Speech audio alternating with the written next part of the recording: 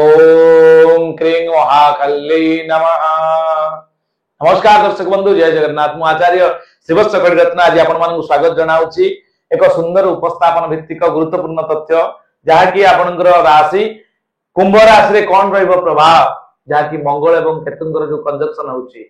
मंगल जून मास 7 तारिख थारु सिंह राशि रे एवं 18 मई थारु पूर्वरु कुंभ आपणकर सिंह राशि रे केतु मध्य पदार्पण करिसथि।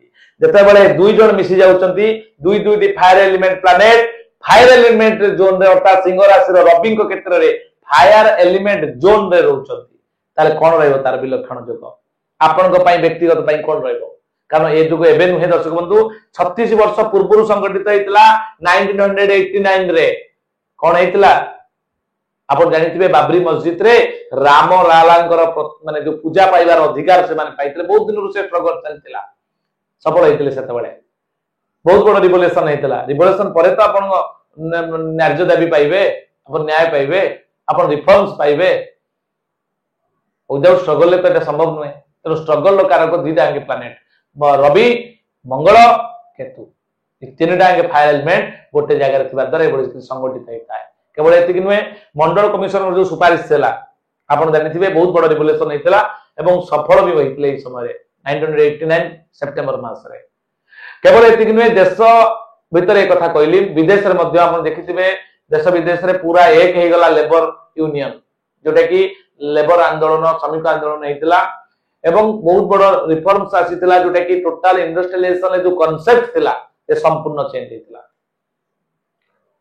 केवल एतिक नुहे, आपन चाइना रे मध्य देखिबे जोटा कि आपनकर चाइना रे थाइना मीन्स जो गोटे आंदोलन हेतिला स्टूडेंट मान को नेकी 3000 3500 पाखापाखि पिला जीवन सहित बाजी लगे एजुकेशनली से माने स्ट्रगल करथिले एवं सफल भी हेतिले। तेणु सेही भली किछि प्रॉब्लम, एटा प्रॉब्लम को आजीवनी रिफॉर्म्स को जाई पारे। सेही भली किछि संगठन बा संगठित होउतबा प्रक्रिया आपन लाइफ रे देखा दे पारे। आपनकर जेहेतु एटा सप्तम हाउस बा 7th हाउस रे रहउची कुंभ राशि रे, 7th हाउस रे आपनकर एभली संगठन सिंह राशि रे मंगल केतु युति होउची आपनकर 7th हाउस रे, अर्थात आपनकर जाय स्थान रे आपनकर स्त्री मु नै हेल्थ इश्यू के देखा दे पारे। दर्शक बंधु जेहेतु दुस्थान रहउचंती आपनकर कोनोसी खराब अभ्यास बढ़ी जाय पारे, पार्टनरशिप रे बिजनेस रे लॉसेस देखा दे पारे। सतर्कता अवलंबन करिवे, जेहेतु 7th हाउस मध्ये पार्टनरशिप रे स्थान। जीवन साथी आपनकर जो माने अछन तांकर हेल्थ इश्यू टिके प्रॉब्लम देखा दबो। वाइफ पर इनकम रे आपण लो पेज देगी गति करिवे, इनकम टिके प्रॉब्लम देखा दबो। आपनकर जॉब रे मध्य आपण अनहैप्पी रहइबे। कर्म क्षेत्र को नै 51 दिन जोटा कि जून 7 तारिख थारु जुलाई 28 तारिख पर्यंत टिके समस्या रहिछि, सतर्कता अवलंबन करिवे। आपण किछि नुवा प्रोडक्ट ऐड करि पारंती। प्रोडक्ट दैट मीन्स आपनकर बिजनेस रे प्रोडक्ट हे पारे कि बा आपण न्यू आइडिया रूप को प्रोडक्ट हे पारे। आपण किछि ना किछि नुवा करिया पे चिंता करिवे। 51 दिन आपण पय अपॉर्चुनिटी पीरियड। जदी ए 51 दिन आपण निजु को प्रमाणित करि परिले ताले बहुत बड़ गोटे गेन करिवे आपण लाइफ रे। स्त्री सहित मनांतर मतांतर को आपण टाळिया पे चेष्टा करंतु।